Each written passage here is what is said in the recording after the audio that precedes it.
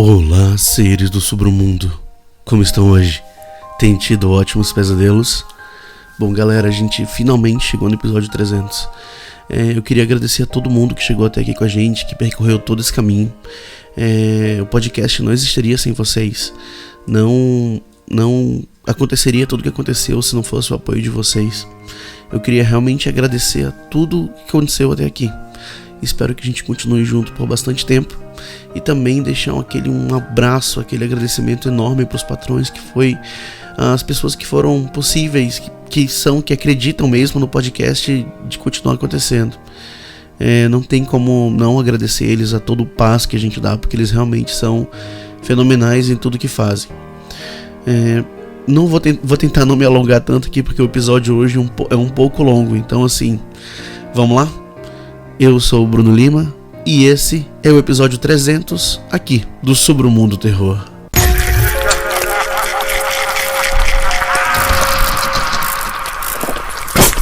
Submundo Terror.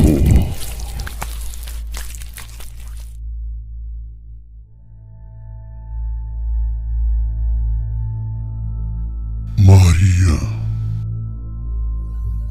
Eu não lembro a época que aconteceu, porque eu era muito criança e a memória me falha um pouco, sabe?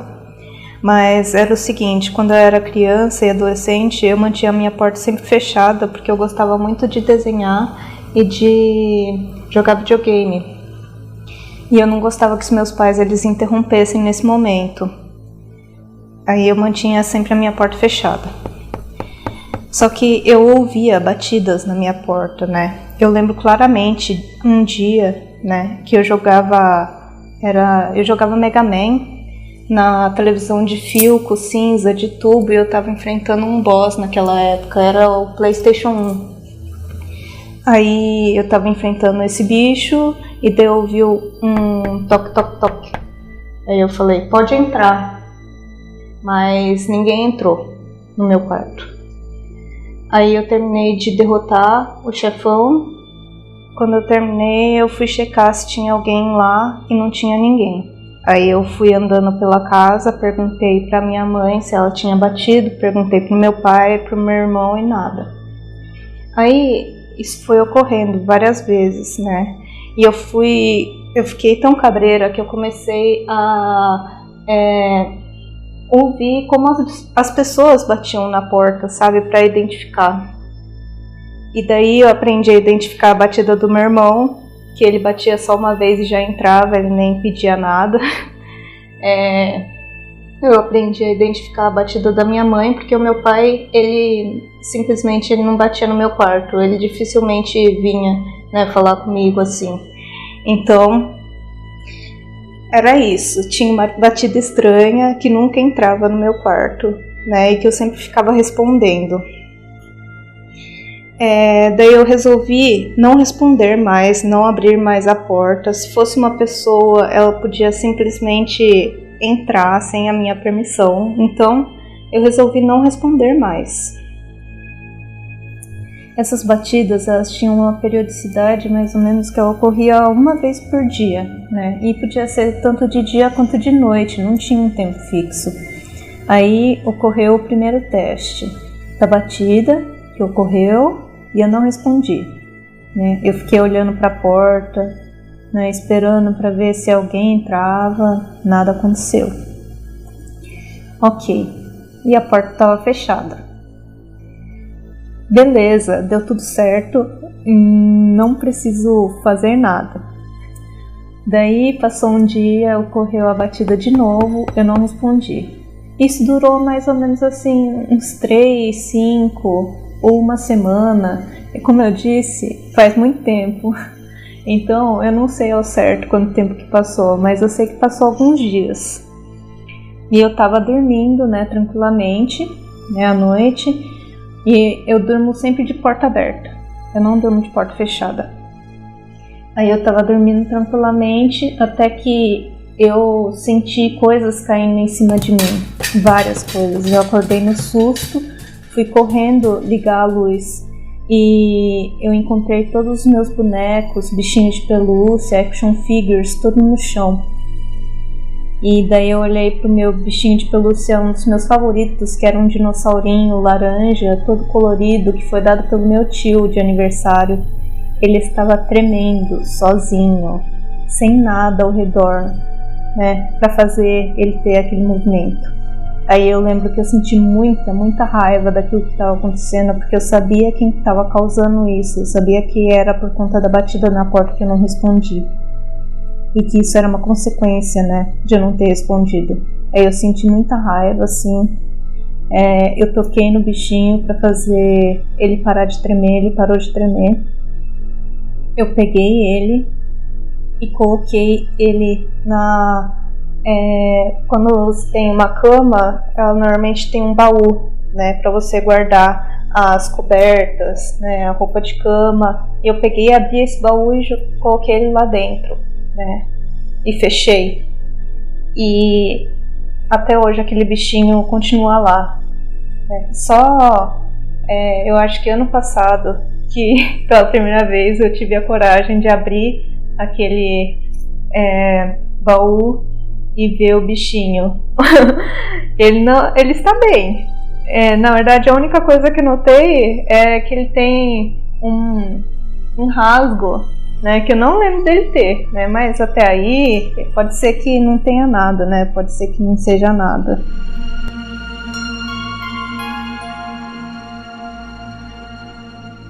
Renata.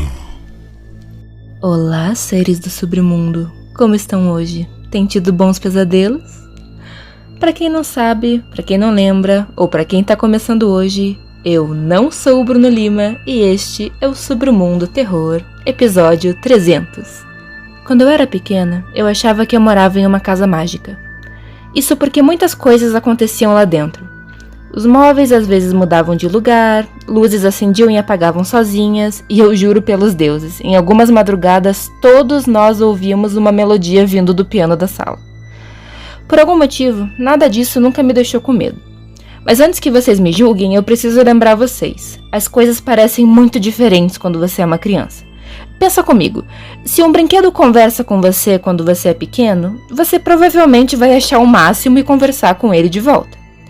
Mas se isso acontece quando você é adulto, bom, eu não preciso nem narrar o roteiro de Annabelle pra vocês, né? Porém, a coisa toda mudou um pouco de figura quando eu fiz 10 anos. Nessa época, meus pais estavam se divorciando e na divisão de bens a casa foi colocada à venda. Em poucos meses, a casa ficou quase toda vazia. Só haviam algumas poucas caixas, alguns colchões no chão da sala e muitas embalagens de pizza. Pouco antes da mudança, minha mãe precisou sair de noite para ir a um casamento, me deixando aos cuidados de uma prima adolescente e da minha irmã mais velha. Nós três achamos a experiência o máximo. Depois de encher a barriga com pizza e chocolate, a gente fez um grande forte de caixas vazias, sabe esses castelos de criança? A gente se sentou em círculo dentro dele e começamos a brincar de contar histórias. Quando a gente começou com as histórias de terror, a minha prima interrompeu e falou: "Ei, vocês já ouviram falar de um jogo chamado Ouija?" "Ana, não, aqui não", respondeu a minha irmã nervosa. "Que jogo é esse? Eu quero brincar", eu falei. Depois de insistirmos muito, a minha irmã acabou concordando. Nós três rasgamos as páginas de uma velha lista telefônica, e sim, isso existia naquela época. Fizemos pequenos cartões de papel e escrevemos neles o alfabeto de A a Z, bem como os números de 0 a 9. Depois disso, colocamos todos esses cartões em um semicírculo no centro da sala e no meio colocamos um copo de vidro vazio.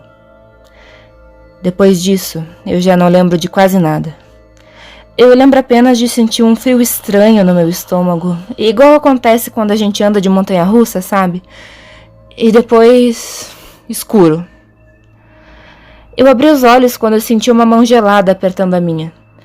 Eu estava sentada no mesmo lugar, mas quando eu olhei para os lados, eu vi a minha irmã e a minha prima abraçadas em um canto da sala, chorando e tremendo muito. Eu levantei e tentei acender as luzes, mas não funcionou. Então eu fui até o forte de caixas e acendi uma lanterna que nós tínhamos deixado lá. Só então eu pude ver que as lâmpadas do teto da sala haviam estourado e que o copo vazio tinha sumido. O que aconteceu? O jogo acabou? Eu ganhei? Eu perguntei sem entender nada. Algo no tom inocente da minha voz fez com que a minha irmã e a minha prima se acalmassem. Por algum motivo, as duas me abraçaram e começaram a agradecer por eu estar bem. Depois de insistir bastante, elas me explicaram que as luzes estouraram por causa de um curto-circuito e que eu fiquei com medo e desmaiei. As duas entraram em pânico e por isso ficaram chorando no canto da sala enquanto decidiam o que fazer para me acordar. De mau grado, eu acabei aceitando essa explicação sem sentido, porque eu meio que já tinha entendido que elas não iam contar mais nada sobre isso. Mesmo com a minha pouca idade, eu sabia que essa história tinha muitas pontas soltas. Onde o copo do jogo tinha ido parar? E como eu desmaiei e continuei sentada no chão? Mas até hoje, a pergunta que mais me assombra é: se as duas estavam chorando em um canto da sala, quem estava segurando minha mão quando eu acordei?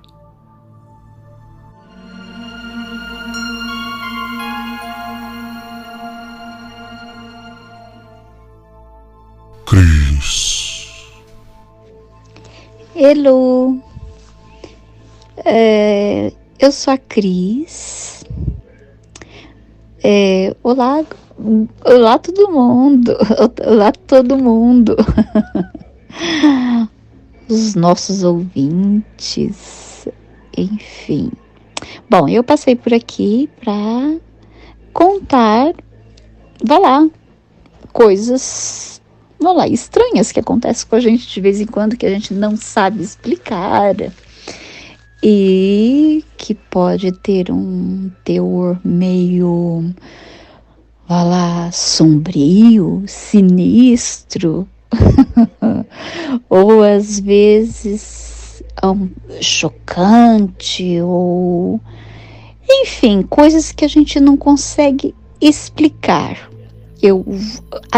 A minha história é mais ou menos isso. Hoje em dia eu até consigo explicá-la, mas não é uma coisa que acontece com todo mundo. E é uma coisa que, assim, para já eu preciso falar uma ou duas coisinhas sobre mim. Eu adoro terror, horror,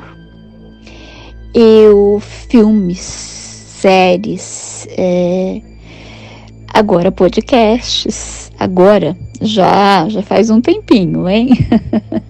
Podcasts de horror, adoro terror, mas eu não sou uma pessoa que gosto de horror urbano, legenda urbana.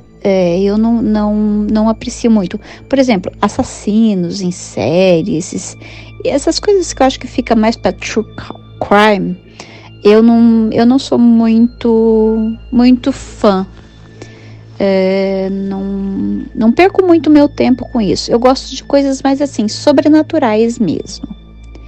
Mesmo porque eu acho que com as minhas histórias eu tenho bastante a contar sobre isso. Coisas que aconteceram comigo. Coisas que eu vi e coisas que aconteceram. Então vamos lá. Eu vou pegar um caso específico. São os olhos. A cor dos olhos. Tem que explicar também que, assim, eu não sou exatamente uma pessoa religiosa. Eu sou uma pessoa agnóstica ou gnóstica. Eu sei que existe uma pequena diferença, então eu acho que eu sou mais gnóstica. Eu não acredito em religiões, esse tipo de coisa e tal, mas eu sei que o mal, de uma certa forma, bem presente nas nossas vidas, nós é que não vemos, mas eu acredito no mal. Eu acredito em coisas que muita gente pode dizer, é só uma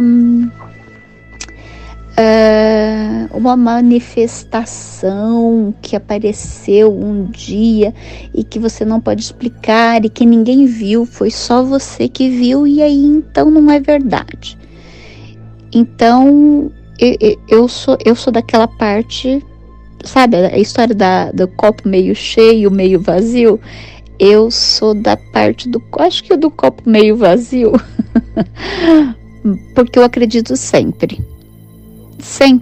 que me contam histórias assim bizarras que acontecem, que as pessoas veem, eu tenho a tendência em acreditar. Eu sempre tive. Então vou contar uma das passagens comigo e dos olhos. Então a gente vê nos filmes e tudo, vai lá, que os olhos, eles normalmente de pessoas más e tudo, essas pessoas, né, que praticam o mal, que gostam do sobrenatural, então que elas têm um lado do sinistro, de espíritos dos malignos e tal, e que os olhos são a maioria vermelhos e tal, e que, enfim, as feições do rosto podem mudar. Isso é coisa bem clichê de cinema mesmo. Mas eu posso garantir a vocês que não. Isso acontece na vida real. Isso aconteceu comigo. Esses olhos e essa mudança facial eu vi durante 3 vezes na minha vida. Eu vou contar a mais expressiva. Preciso fazer mais um adendo. Desculpa, Bruno. Mas eu sou daquelas também que acho que a palavra tem poder. Eu sei que a gente quase nunca faz atenção ao que nós dizemos, mas sabe aquela história de pessoas normalmente negativas e tal, e que a vida às vezes cobra um preço um pouco mais elevado dessas pessoas, elas têm mais dificuldades com muitas coisas cotidianas. Então eu acredito nessa história das palavras. Eu acredito que se você diz muitas palavras para si mesmo ou para outras pessoas, que isso pode acontecer. E neste caso específico, essa mudança facial e os olhos pretos, mas é aquela mudança que a pessoa vira para ti e são segundos que você consegue ver os olhos e a face se transformar em um segundo e depois ela volta. Então, em uma dessas vezes, a pessoa começa a me dizer que está a ter pesadelos comigo. E não me deixa perguntar nada, já começa a falar. Eu estava na adolescência, tá? Adolescência, quando essa pessoa começou, ela começou antes, mas ela começou a insistir verdadeiramente, primeiro namoradinho e tal, então a gente começa a sair, então existia várias limitações para poder sair. Quando essas limitações começaram a deixar de fazer sentido, então esses pesadelos começaram a aparecer e essa pessoa começou a me contar os pesadelos. Então ela me contava, eu vou contar o específico, tá? Houveram vários, mas o específico. Sonhei contigo e você caiu de uma moto, bateu a cabeça na guia de sarjeta e você arrebentou a cabeça, a parte de trás da cabeça. Foi bem específico, tá? Você arrebentou a parte de trás da cabeça e você morreu É por isso que você não sai, é por isso que eu não quero que você saia de moto. Na época, meu namoradinho tinha uma moto. E então eu não quero, e eu não quero que você saia de moto. E eu não tinha ainda idade de conduzir, nós tínhamos carro, meu namoradinho só tinha moto. Então, eu falei, bom, já que eu não posso sair na moto dele, vou pedir para o meu pai me emprestar o carro. E ele, o meu namoradinho, conduz. E aí, então, a pessoa mudou. Ah, mas eu vejo sempre. Isso vai acontecer em breve. Você já não sobe mais na moto, então. E aí, então, eu tinha pequenos percursos que eu fazia nessa moto com o meu namoradinho. Então, era uma coisa assim, que só à noite, quando nós íamos sair, que o meu pai emprestava o carro pra gente sair. E, mas vai acontecer, eu sonhei, e você tem que fazer atenção. E aí começou uma insistência, assim, fora do normal. Até que um dia chegou a notícia de que um afilhado dela tinha sofrido um acidente. Eles eram uma criança, tinha uns 6 anos, ele foi atravessar a rua e um transporte público, um ônibus, pegou ele por trás e jogou ele, claro, ele era uma curva e o menino atravessou sem olhar e o ônibus bateu por trás e arrebentou a cabecinha do menino por trás. Ela ficou horrorizada, porque era comigo. Então ela se desesperou, porque era comigo, não era com ninguém mais. E aí era o afilhado dela. Aí ela se desesperou, chorou. Claro que chorou a perda do afilhado, mas chorou por culpa. E começou a me culpar também. Era para ter acontecido contigo. E você não me ouviu, aconteceu com o meu afilhado. E eu não conseguia, eu era adolescente, gente. Quando o menininho morreu, eu acho que eu tinha 15 anos. Eu não entendia por que era minha culpa. Eu não entendia que tinha que ter acontecido comigo. Ela disse que era comigo, tinha que ser comigo. Então, quer dizer, eu tinha que ter morrido para o afilhado dela não morrer. Mas eu não conseguia chegar a essa conclusão. Então, eu me sentia também culpada, porque ela dizia que eu era culpada. Que ela sonhou que era comigo e que o afilhado dela morreu.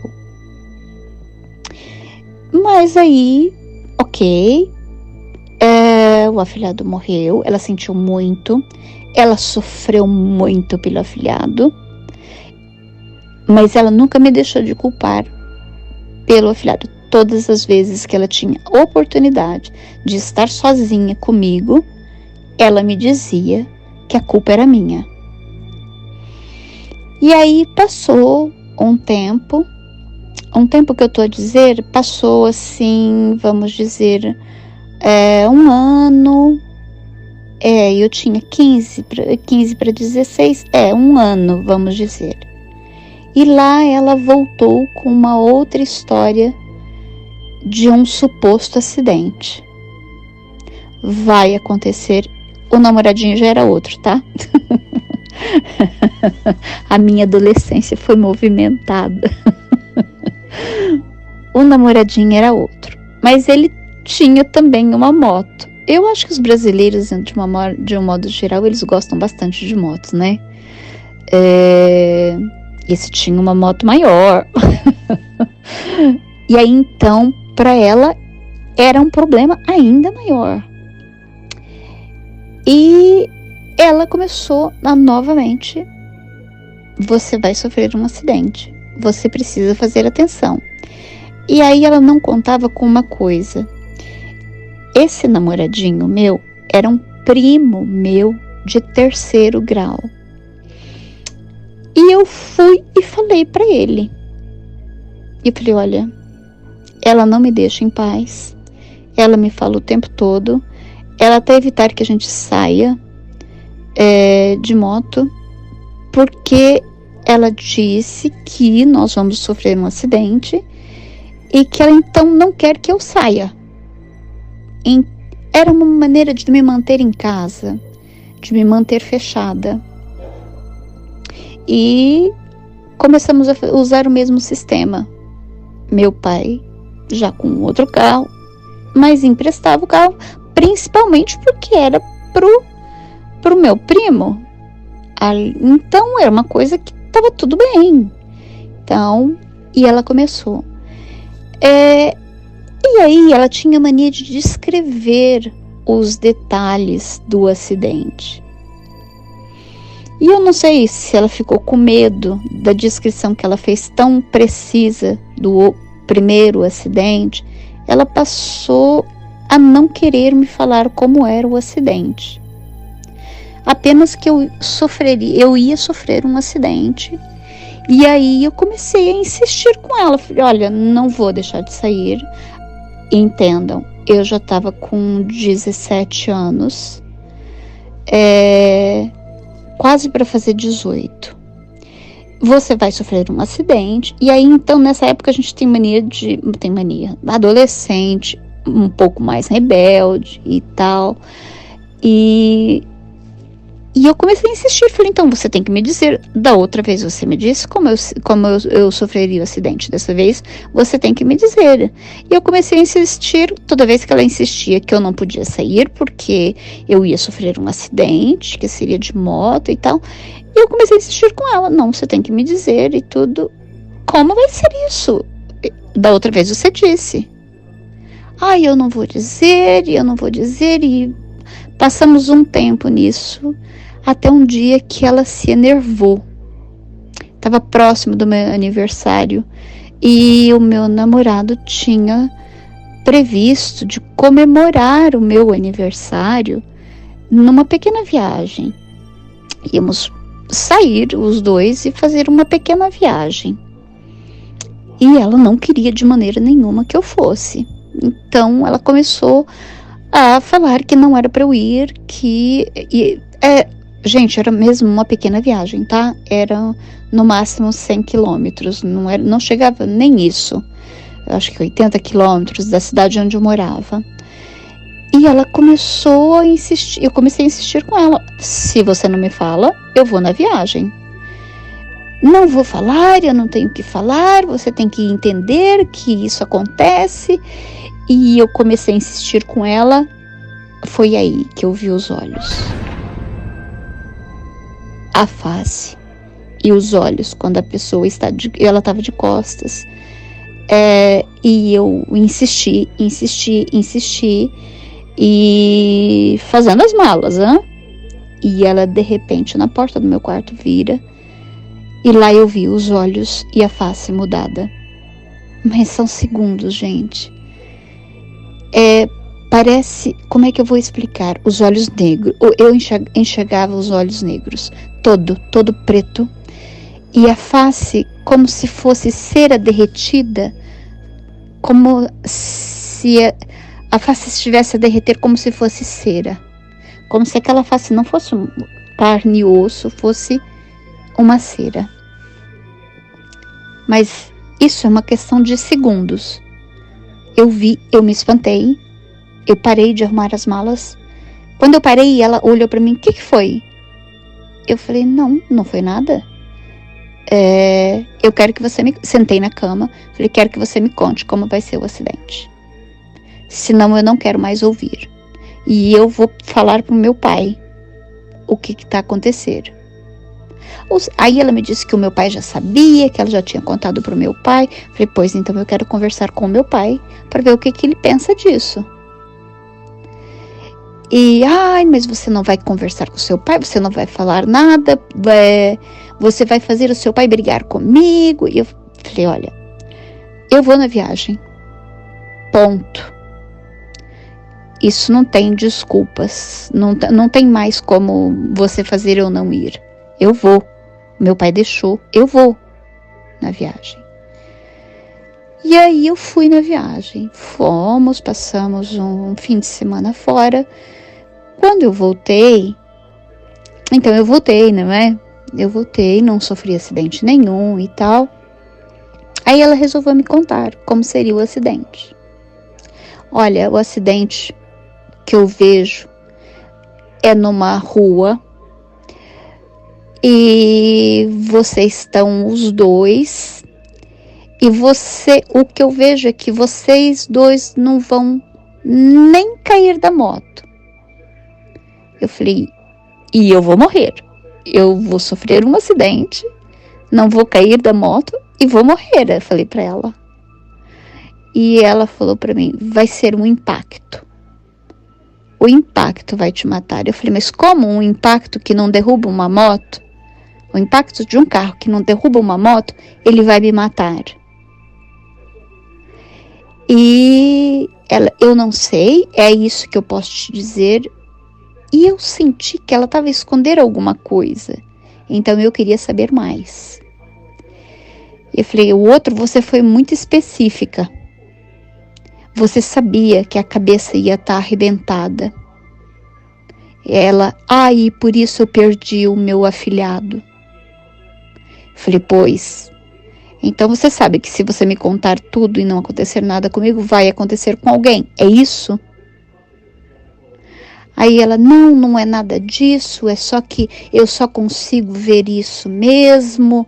Você sofre um acidente e você vai com um impacto, a moto vai andar um pouco e o teu primo vai conseguir controlar a moto, mas você vai, com o impacto, você vai morrer. E eu falei, ok, então tá, então é só isso. Com o impacto de uma moto que não vai nem cair, eu vou morrer. É isso que você tá me dizendo? Ela falou, é. Eu falei, bom, então tá, então você já me contou. Mas aí ela não, depois que ela me conta isso, ela não parou mais de falar sobre isso. Ela falava praticamente todos os dias. Nisso eu fiz 18 anos e tal, como eu disse, porque eu tinha ido até comemorar, e resolvi arranjar um trabalho. Eu estava a estudar, já tinha acabado o colegial, ia começar a faculdade, acho, porque eu nem fiz ano sabático.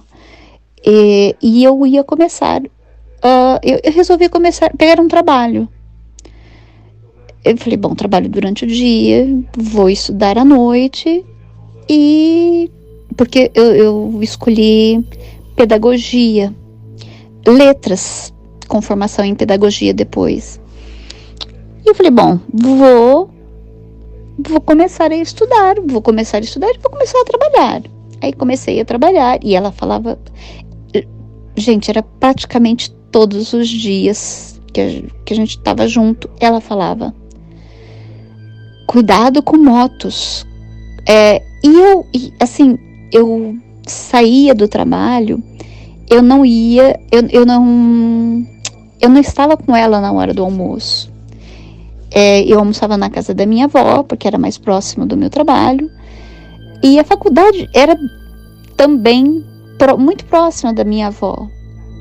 Então, eu praticamente dei que uma mudada para a casa da minha avó. E final de semana, na casa dela. E um dia, voltando do trabalho, eu saí do trabalho na hora do almoço, cheguei na casa da minha avó não estava. E ela não tinha avisado. Ela tinha uma consulta marcada no médico e por algum motivo, o médico atrasou. E uma consulta que estava para 11h30, ela falou, bom, eu chegava a meio-dia e meio para almoçar em casa, na casa da minha avó, e o meu primo almoçava lá também. Nós almoçávamos os dois juntos, na casa da minha avó. E eu cheguei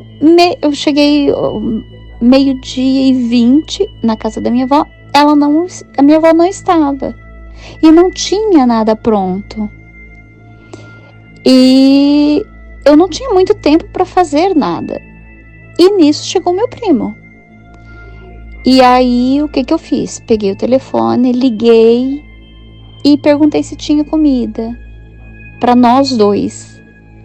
E a resposta foi que sim. Então, pegamos a moto e saímos de casa. Praticamente íamos atravessar a cidade, tá? E a menos de 100 metros de casa,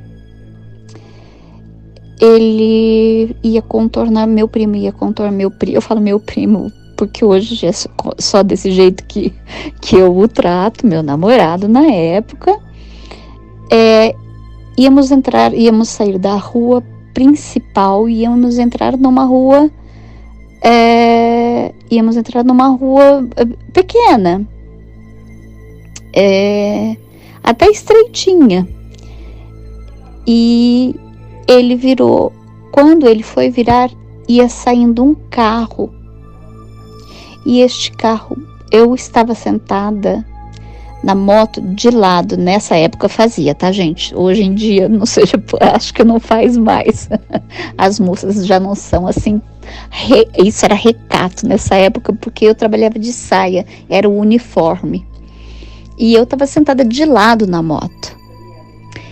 E eu vi o carro chegar e entrar eu via minhas pernas, eu vi o meu primo, ele ia virar para entrar na mesma rua que o carro estava a sair.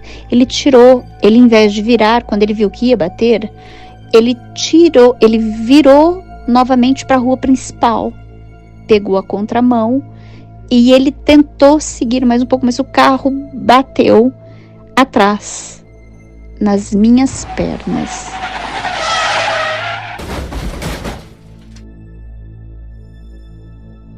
E o meu primo conseguiu controlar a moto. A moto não caiu. E aí, eu virei. Quando eu vi que o carro ia entrar nas minhas pernas, eu virei o meu rosto, que eu estava virada de frente para o carro. Eu virei o meu rosto, coloquei o meu rosto nas costas do meu primo e eu olhei para baixo. E o meu primo tirou a moto. Eu, de repente, é uma questão assim de uns 3 segundos, 4 segundos, eu comecei a sentir uma dor inexplicável, horrível. E aí eu comecei a gritar e a dizer ai, ai, ai, ai, ai, au, au, au. E então o meu primo para a moto e olha, e ele, calma, eu vou descer da moto. E fica sentada. E o senhor que nos atropelou sai do carro e vem, porque eu gritava muito. E aí ele virou pro meu primo e falou pro meu primo, deixa a moto aí e vamos pro hospital, vamos no meu carro. E o meu primo entrou comigo no colo, no banco do passageiro. E eu gritava incessantemente. Eu não conseguia parar, porque eu, do joelho para baixo, eu não sentia uma das pernas. Eu pensei comigo, bom, eu perdi a perna. Ela disse que eu vou morrer, eu vou sangrar até o hospital. Quando eu chegar lá, tô morta. E aí o senhor ele quase me ordenou: para de gritar, não grita, a gente já vai chegar no hospital. O hospital ficava praticamente também do lado da casa da minha avó, então atravessar a cidade comigo, tá? Não é uma cidade muito grande, mas era um caminho expressivo. E eu gritava, e aí eu falei: mas é que a minha perna dói muito, ela balança, mas para mim, eu tinha perdido a perna para baixo do joelho. Então tem que segurar no meu joelho, porque dói muito quando balança. E aí, então, eu senti a mão do meu primo pegar na minha perna para baixo do joelho, mas pegar de uma maneira esquisita. Ele pegou logo acima do joelho, logo abaixo do joelho, e pegou embaixo, perto do meu pé. Então, eu cheguei no hospital, fui atendida de emergência. Eles me deram antidolor, mas a dor, ela não passava. Ela acalmou, mas ela não passava. E eu não sabia como é que estava o meu estado. Eu não sabia, eu cheguei, fui posta numa maca, e veio os enfermeiros, 2 médicos, me passaram medicamentos, e eu esperou fazer o efeito do remédio e tal. E aí que eu subi para uma sala de cirurgia, porque eu estava com problemas nas 2 pernas, eu sentia dor em uma só, porque era a mais grave. E então, quando eu fui para a sala de cirurgia, isso já era umas 3 da tarde, eu fui para a sala de cirurgia, e aí então, na hora, o que aconteceu? O que eles fizeram? Pegaram a cama que eles põem as pessoas para fazer a cirurgia. Eu nem sabia que fazia isso, tá, gente? Foi uma grande novidade para mim. Eles inclinaram a cama todinha, tá? E colocaram a minha cabeça para baixo e as minhas pernas para cima. E foi aí que eu vi a minha perna. Eu tinha fratura exposta na perna esquerda, e eu tinha um grande rasgo com carne saindo para fora. Olha, gente, é horrível, mas isso aqui é um podcast de terror. A carne saía para fora, é uma carne esponjosa, parece meio amarelada, não tem muito sangue. Isso aqui é interessante. A outra sangrou, mas o sangue já não era tanto. Tinha sangue aqui, estava com fratura exposta, mas não era aquela coisa de correr, porque eu achei que a ideia era que eu morresse, não é? Então, falei, vou morrer. A ideia, quando eu sofri o acidente, a primeira coisa que veio na minha cabeça foram as palavras dela. Então, eu sabia que eu não ia escapar. Eu tinha certeza que eu não ia escapar. Mas quando eu vi a minha perna, o estado das minhas pernas, eu falei, não, isso é arranjável. Nem sei se existe essa palavra. E aí, então, o que eles fizeram? Eles pegaram o meu pé e puxaram o meu pé, e só foi o pé para trás. O osso entrou e eles encaixaram o osso e aí baixaram a cama e me puseram a dormir. Eu acordei já com a perna que tinha carne para fora. Então eles fizeram a cirurgia nesta perna e a outra não. Enfim, eu passei uma semana 2 semanas no hospital. Meu patrão veio. Meu pai, claro, ele podia pagar, mas nós não tínhamos plano médico nessa época, tá? Foi uma época que estava surgindo a Unimed. Nem era assim uma coisa muito grande, quase ninguém falava. E aí o meu patrão resolveu pagar todo o meu tratamento, tudo que eu precisasse. Eu fui para um quarto particular, todo mundo vinha me visitar. Eu passei uma semana primeiro para desinchar a perna, porque eu tive que fazer uma outra cirurgia. Fiz uma outra cirurgia que eles colocaram placas e parafuso, porque eu tive fratura exposta de tíbia e perônio, e os ossos foram esmigalhados. Então eles tiveram que fazer uma limpeza dentro, enfim. Uma cirurgia bem complicada, foi uma cirurgia de 7 horas. E eu voltei para o quarto, aí então, 2 semanas depois, eu estava com as 2 pernas operadas. Aí ela veio. Eu te falei que você ia sofrer um acidente. Eu falei, não, você falou para mim que eu ia morrer. Aí ela não podia se mostrar enervada no hospital comigo. Ela disse, mas você sofreu o acidente. Eu falei, sim, mas eu vou me recuperar.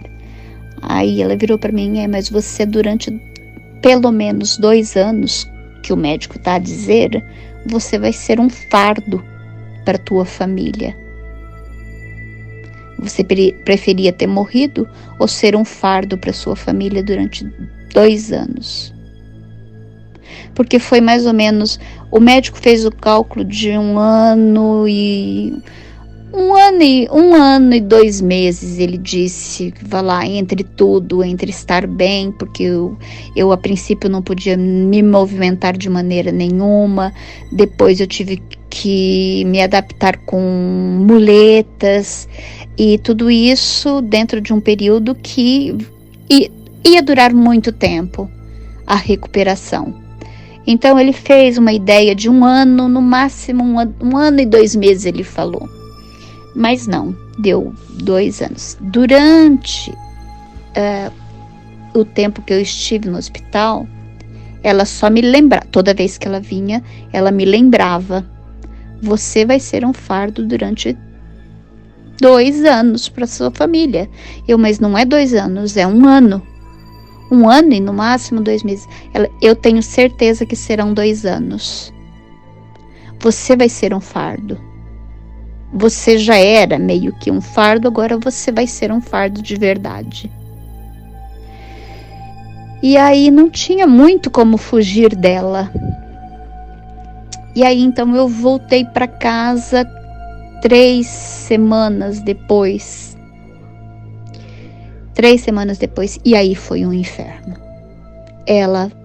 Você devia ter morrido, porque foi assim que eu vi. Você é um fardo, as pessoas precisam cuidar de ti, você não vai no banheiro sozinha, você não faz isso. Imagina isso todos os dias, da hora que você acorda, da hora que você vai dormir. Não tinha um tempo, vai lá, que eu tinha um tempo para mim, só quando eu estava a dormir.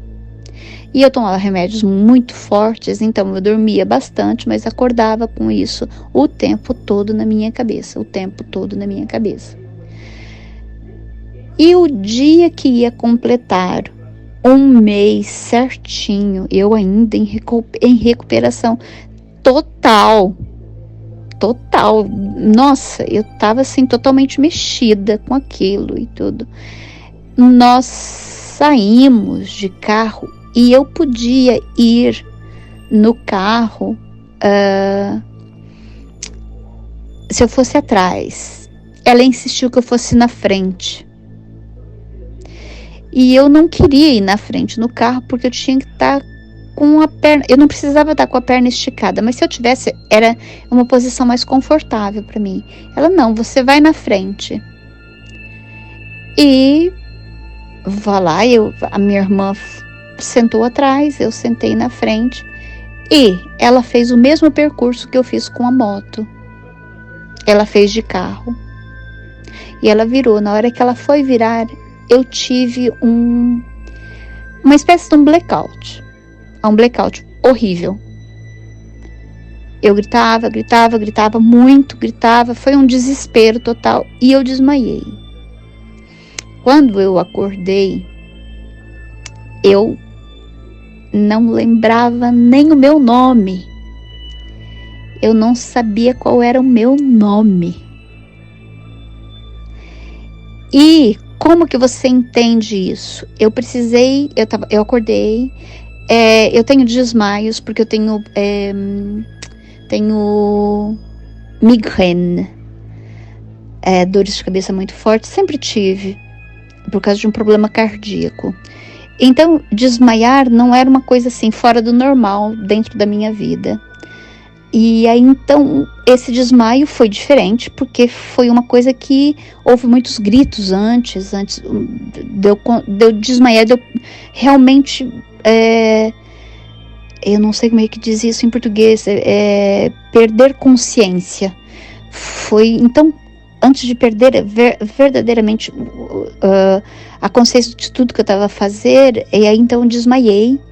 Aí quando eu acordo, então eu acordo do lado do meu namorado primo. E aí tudo bem, ele, eu sabia quem era ele. Eu sabia que era o meu namorado, eu sabia que era o meu primo. E aí então a minha irmã é mais nova do que eu. Minha irmã veio no quarto para saber se eu já tinha acordado. Aí ela viu que eu tinha acordado e ela voltou para trás. E eu vi que era minha irmã. E aí o meu namorado me perguntou: você quer ir para a sala? Nós tínhamos visita em casa. Você quer ir para a sala? E eu falei: eu não estou muito bem, eu gostaria de ficar aqui. Aí ele falou: então tá, a gente fica aqui um pouco. De repente entrou um casal. E aí ele virou pra mim: ai, a gente se vê depois, tá, Cláudia? E tá. Aí eu parei. Ele saiu. Eu não disse nada. Eu não disse absolutamente nada pro casal. Porque pessoas estranhíssimas que eu nunca tinha visto na minha vida. E me tratando por um nome que eu não sabia quem que era. Cláudia, pelo amor de Deus. E aí, quem é Cláudia? Mas isso dentro da minha cabeça. E o meu primo fica a olhar para aquela cena. Ele achou estranho, porque eu não respondi nada, as pessoas saíram. E aí ele virou para mim: o que foi? O que aconteceu? E eu virei para ele, eu falei: gente, quem é? Aí ele falou: são seus primos. Ele disse o nome, tá? Eu tô fazendo curto aqui pra não ficar muito chato. E eu falei, quem? Mas quem é Cláudia? Aí ele achou estranho. Aí ele virou pra mim: é você? Eu falei: eu falei: não. Ele falou: sim. Como é que é seu nome? Aí eu parei e falei: não sei. Isso era um domingo de noite. Aí então descobri que eu reconhecia o meu pai, a minha irmã, o meu namorado, primo, e mais ninguém. A minha vida, ela acabou ali. Eu não reconhecia mais ninguém. Eu não sabia o que estava acontecendo, o que tinha acontecido comigo. Eu não sabia do acidente. Eu tentei levantar, ele não deixou. Mas a sua perna, mas o que tem a minha perna? E eu olhei. Eu estava com um lençol por cima. Eu tirei o lençol, aí eu vi a minha perna. Eu virei para ele e falei: o que é isso? O que está acontecendo? E aí ele, mas calma, vamos com calma. Aí a casa ficou calma e o meu pai veio. Aí então todo mundo começou a entender que estava acontecendo alguma coisa de muito grave comigo. Porque eu não lembrava nem do meu nome. A minha mente, ela apagou a minha vida inteirinha. E aí ela apareceu, mas como assim você não lembra? Você não sabe quem eu sou? Não, e ela começou a insistir. E aí, toda vez que alguém insistia para que eu lembrasse, ou começava a insistir, eu me enervava e eu começava a chorar. Aí eles afastaram ela. E depois, eu não preciso dizer para vocês que eu fui em todos os médicos possíveis e imagináveis. O meu cardiologista indicou um bom neurologista, que eu fiz exames, assim, 1000. Eu morava no estado de São Paulo, numa cidade do interior, e eu fui parar em São Paulo para fazer exames. E a conclusão, ela foi uma amnésia traumática. Amnésia traumática depois de um acidente muito grave é normal. Acontece. Não é normal, acontece. Então, eu apaguei todo mundo da minha mente. E ela, inclusive. Então, ela não conseguia ter muito acesso a mim, porque eu não conseguia ouvi-la falar. Ela, quando falava, porque ela só dizia coisas horríveis quando ela falava. Como você não me reconhece? O médico foi específico. Ele disse, a amnésia, ela não funciona como nos filmes, tá? Ela não bateu a cabeça. Não, ela teve um traumatismo muito grande, físico, que ele acabou por ser mental também. Então, ela apagou tudo. Então, as coisas vão voltar naturalmente. Não adianta forçar. E ela, toda vez que me via, ela me forçava. E aí, então, eu chorava. Então, eles tiravam ela de cena. Mas eu tinha que lidar com ela. E aí, então, foi esse tormento. A minha vida desapareceu, gente. A minha vida desapareceu. Tranquei faculdade, perdi o emprego. Eu não conseguia mesmo ir trabalhar por causa da perna, não é? Tranquei faculdade, não queria ver ninguém. Eu passei praticamente uns 4 meses dopada verdadeiramente. Eu dormia o tempo todo, acordava, tomava um banho, almoçava, dormia de novo a tarde toda, acordava à tarde, tomava um outro banho, dormia novamente e comecei a fazer retornos ao médico para poder tirar as bandagens do ferimento, depois tirar pontos e tudo, e eu não conhecia ninguém. E aí, então, estar numa casa onde eu conhecia a minha irmã e o meu pai que saía para trabalhar, e mais ninguém, era um problema. O meu namorado passou a vir morar em casa, na minha casa, porque eu só conhecia eles.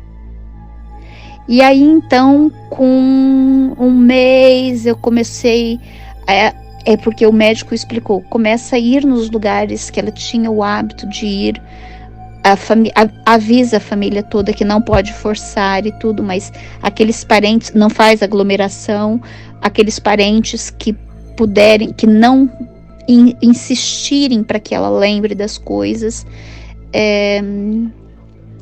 então vocês visitem, faça ela ir nos lugares para começar a vir. Então as coisas começaram a voltar. Eu lembrei de uma tia. As primeiras coisas que eu lembrei foi de uma tia minha. Eu não sabia, eu morava na cidade e tal, eu não reconhecia aquela casa, eu reconhecia a casa da minha avó, mas a minha avó não tinha condições de ficar comigo, e eu reconhecia a minha irmã e o meu pai, então não tinha como todo mundo ir para a casa da minha avó, Então eu fiquei em casa e enfim, foi um tormento. A minha vida, ela desapareceu da minha mente, e eu levei até um dia que ela conseguiu chegar perto de mim, sem que ninguém estivesse por perto, e ela disse para mim: bom, de uma certa forma você morreu, não é? Você não lembra de nada? Então eu acho que eu vi só uma morte mental mesmo. Deve ser por isso que eu nunca tive caída, que eu sabia que a moto não ia cair e que você também não ia cair, porque a sua morte foi mental. E ela estava certa, gente. Ela estava certa. A minha morte foi mental. Ela continuou a me atormentar. As coisas voltaram aos poucos. Eu já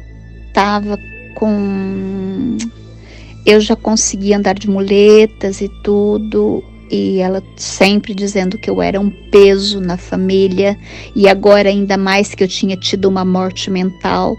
Ela foi proibida de dizer essas palavras, porque depois de um momento ela começou a falar isso em alta voz para todos verem, para todos ouvirem. E aí então eles proibiram ela de dizer essas palavras. O médico chamou a atenção dela. Um dia ela foi no médico comigo, especificamente para o médico dizer que isso não era para ser dito nunca mais. E aí então as coisas voltaram gentilmente para mim. Demorou bastante para que eu retornasse à minha vida. Bastante, que eu digo, 18, 19 anos. Eu depois terminei com esse rapaz, com o meu primo, comecei a namorar o pai dos meus filhos. Eu ainda usava muletas, eu ainda tinha a placa e os parafusos na perna e tudo. Comecei a namorar o pai dos meus filhos. Então eu comecei a conhecer gente nova. Os antigos eu evitava, porque eu não lembrava deles. Então começou... foi muito duro, foi muito difícil, durou muito tempo. Ela estava certa, eu tive uma morte mental. Eu depois me casei, claro, pai dos meus filhos, eu me casei, tive os meus filhos. São tudo coisas novas que então vieram depois. Eu fiz novos amigos, consegui guardar pouquíssimos amigos de antes do acidente. Pouquíssimos. Dá para contar no dedo da mão e sobra dedo, hein? A família, a maior parte, eu me lembro delas. Depois tive meus filhos, vivi a minha vida e tal. E bem há pouco tempo que eu descobri que, por exemplo, que o médico ele fez uma previsão de que eu, até uns 10 anos, eu ainda recuperaria pedaços da minha memória. A partir desses 10 anos ficaria mais difícil de recuperar a minha memória. E eu descobri há bem pouco tempo que eu ainda tenho um pedaço da minha memória falho, que eu não recuperei e que provavelmente eu não vou recuperar nunca mais, porque isso faz tantos anos, eu era uma menina, então eu não recuperei nunca mais. Eu, depois que me casei, fiz questão de não deixar ela muito próxima de mim. Ela insistia em me visitar e depois ela se mudou. Eu dei graças a Deus, perdi praticamente contato com ela durante um bom tempo. De vez em quando eu ia, não sei por que isso, não me pergunte, eu ia visitá-la. Ela me tratava sempre muito mal. sempre com essas coisas, mas daí já não tinha tempo de ter sonhos comigo, e eu não ligava para ela, eu não falava com ela, e ela não falava comigo, e então eu consegui dar um novo sentido à minha vida. Mas foi um período muito difícil, extremamente difícil para mim. Mas ela conseguiu, gente. Ela conseguiu me matar mentalmente. O que ela sonhou aconteceu. As palavras têm poder? Talvez. Ela teve alguma ajuda? Ela fez alguma coisa? Ela teve alguma ajuda espiritual? Quando a gente fala no mundo dos espíritos, eu penso sempre no bom sentido, mas talvez seja no mau sentido. Ela fez alguma coisa, algum pacto, alguma coisa para me causar tanto mal? Não sei, eu não sei dizer. Mas sei que, até hoje, quando falo com ela, tenho medo quando ela sonha. Então essa é a minha história. É mais do lado físico, mas com um poder mental muito grande de uma pessoa, a gente poderia chamar isso de poder de sugestão e tudo. Eu acho que nesse caso dela não, tem mais alguma coisa, tem algum lado muito negativo nisso, muito errado com ela, tem alguma coisa, e o problema dela sou eu. Ela tem um problema comigo, e ela faz tudo o que ela pode para me prejudicar. E não sei como ela consegue isso, mas ela consegue. Ela consegue. Ela tem alguém que ajuda do lado dela, um espíritozinho que fala, sabe aquele anjinho mau e o anjinho bom? Eu acho que ela tem 2 anjinhos, mas os 2 são ruins, um em cada lado do ombro, sabe? E eles ajudam. Então eu acho que é isso. Ela conseguiu me matar mentalmente. Me refiz. Tá tudo bem, viu, gente? Tá tudo bem. Mas eu acho bem interessante contar isso e colocar no contexto do horror. Porque é horrível uma pessoa destas. Essa pessoa é uma pessoa muito, muito horrível. Então, eu acredito na maldade de espíritos malignos, neste caso específico. E se vocês quiserem comentar depois, se vocês acham que tem só um lado assim, muito errado comigo ou com ela, tudo bem. Deixa a cargo de vocês, tá bom? Então, esse foi o meu relato. Obrigado por me ouvirem, ok? Bruno, depois se precisar de mais alguma coisa, eu tenho mais relatos, tá? Outras coisas. Mais ou menos nesse mesmo sentido, mas outras coisas. Olha, pessoal do grupo, beijinhos grandes para todos vocês. Tô doida para ouvir histórias de vocês também, de todo mundo, hein? Kili, a Bia tem uma história maravilhosa para nos contar, que eu tô doida para ouvir, ok? Então tá, beijos para todo mundo, beijos grandes, beijos a todo mundo que nos ouve, beijos.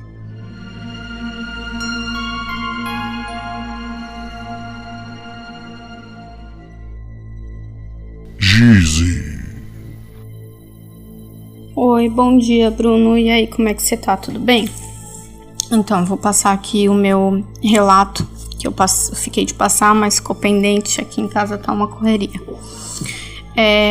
Quando a minha avó faleceu, somos eu e mais 8 primos. Eu era mais velha que ficava com as crianças, né? Eu tinha de 11 para 12 anos, eu tenho uma prima mais velha que eu, mas ela é autista, então eu era a criança mais velha que ficava responsável pelos menores. Quando a minha avó faleceu, todos foram ao velório porque era a nossa avó, né? Era a matriarca da família e tudo mais, foram todos ao velório e ao cemitério pro enterro. Inclusive todas as crianças. Só que tinha um tio nosso que ficava sobre os cuidados da nossa avó, um tio-avô. Como não era todo mundo tão próximo desse tio-avô, ele faleceu de 3 a 4 meses logo em seguida da minha avó. Como não era todo mundo tão próximo, as crianças não foram nem no velório e nem no enterro. Então as crianças ficaram em casa e eu fiquei meio que responsável por todas essas crianças, né? E eu acho que foi bem na hora que eles enterraram ele.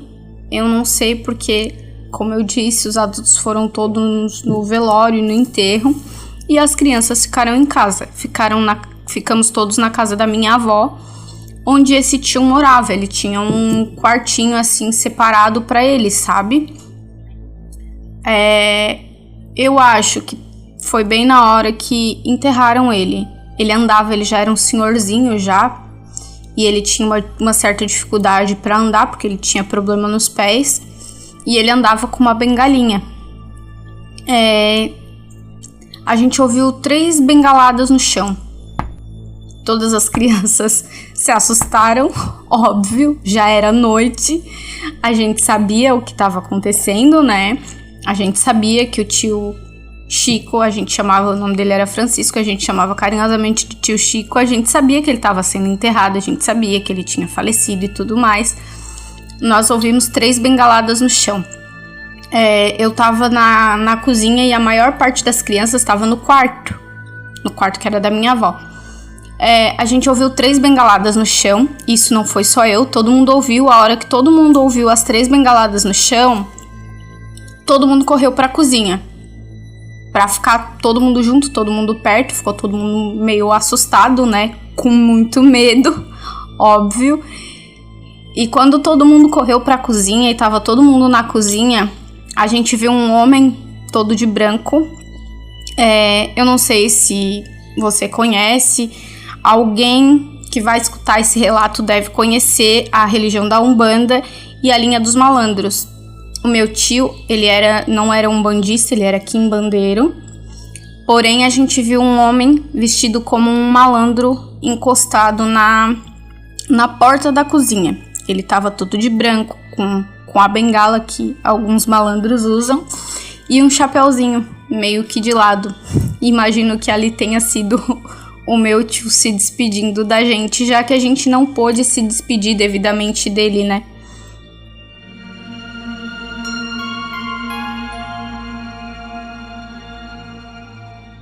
Alfredo. Salve, Bruno, beleza? Bom, o que eu vou te contar aqui não é exatamente uma experiência, né, que eu vivi de sobrenatural nem nada, não, mas foi um sonho, né? É muito engraçado porque você, assim, no decorrer da história vai entender por que isso foi curioso. Bom, teve uma ocasião que eu sonhei que eu estava chegando de carro com a família numa casa, sabe essas casas estilo americano antiga, assim, de madeira, no meio do nada, tipo uma zona rural, assim, americana. Eu lembro que o céu estava bem cinzento, né? Parecia que vinha chuva, alguma coisa assim. E era uma casa isolada, né? E ela tava toda detonada, toda destruída, assim, toda precisando de uma reforma braba. E assim, eu cheguei nessa casa com a minha família, né?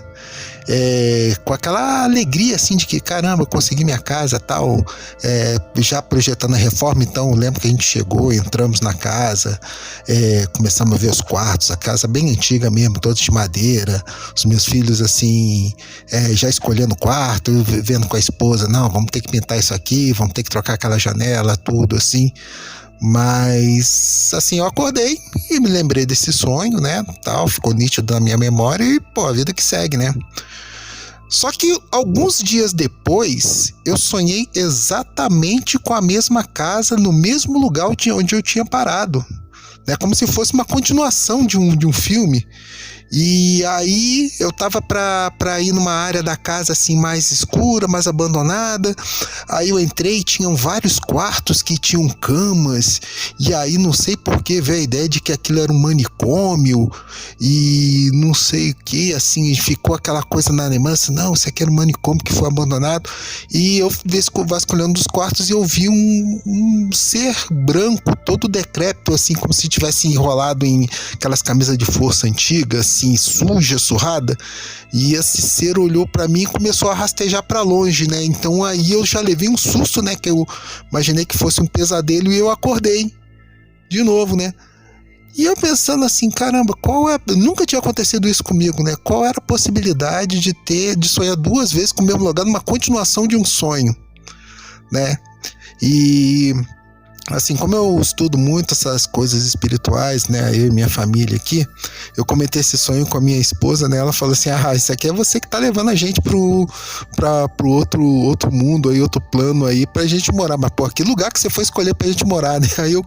comecei a rir com ela, tudo, mas, assim, foi uma coisa bem surreal, não é uma história de terror clássica, assim, não foi uma coisa de dar medo não, mas dentro do que eu acredito, né, de espiritualidade e tudo, realmente eu imagino que eu estive num lugar, assim, num outro plano de existência e que a gente tava, assim, como se a gente fosse se instalar lá, né, vai saber o que é. Cara, então é isso, pô, gostaria de também parabenizar aí pelo teu excelente trabalho, cara, teu podcast é sensacional, meu companheiro no trânsito maluco aqui de BH quando eu tô indo pro trabalho e eu curto demais, cara, vida longa aí pro teu trabalho, tudo de bom e um 2024 aí cheio de realizações.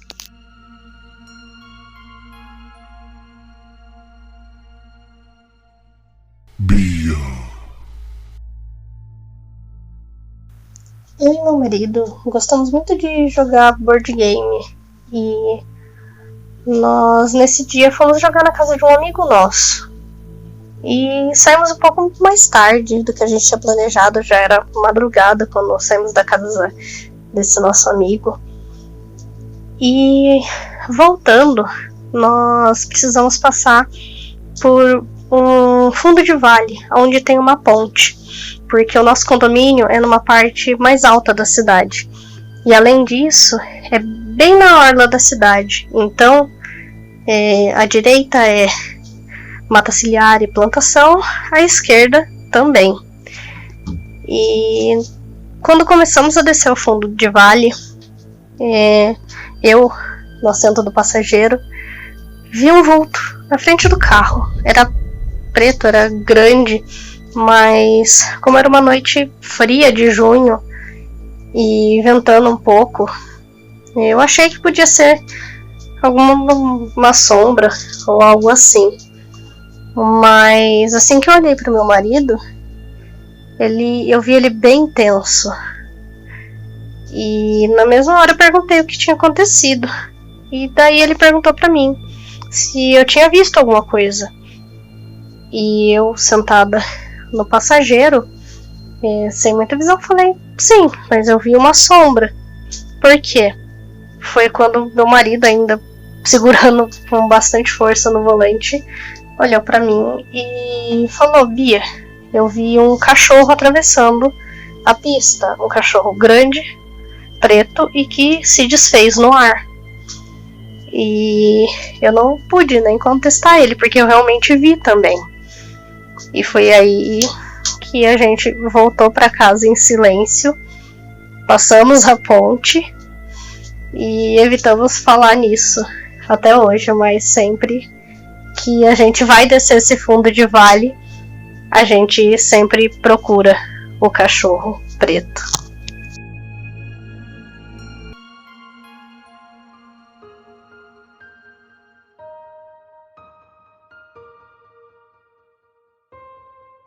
E aí galera, tudo bem?